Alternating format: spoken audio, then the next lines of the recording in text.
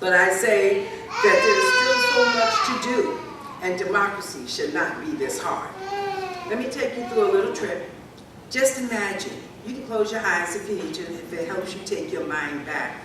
54 years ago in 1964, we were experiencing so much racial unrest, social tensions gripped our nation. People of all persuasions, goals, and desires were demonstrating and fighting for their civil rights.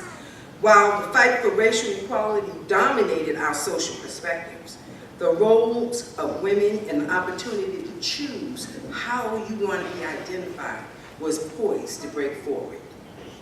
While the marches on Washington for jobs, freedom, and equality were taking place, we as a nation also marched to understand why were we engaged in wars around the world.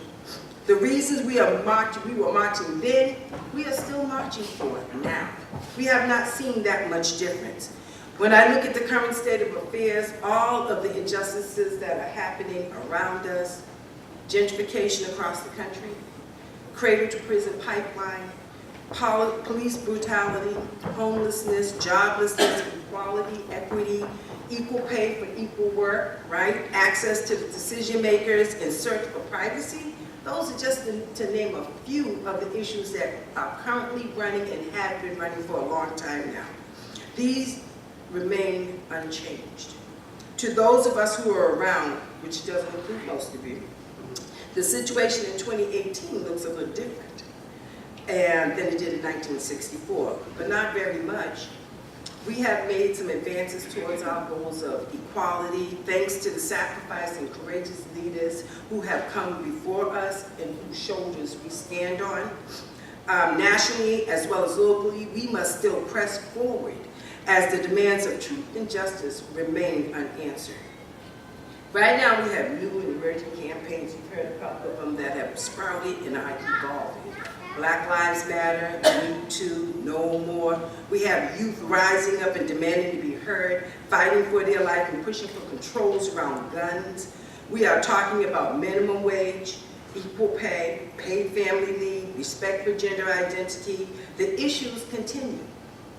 The conversations that remain on the floor regarding the diversity, gender equality, racial equality, economic equality.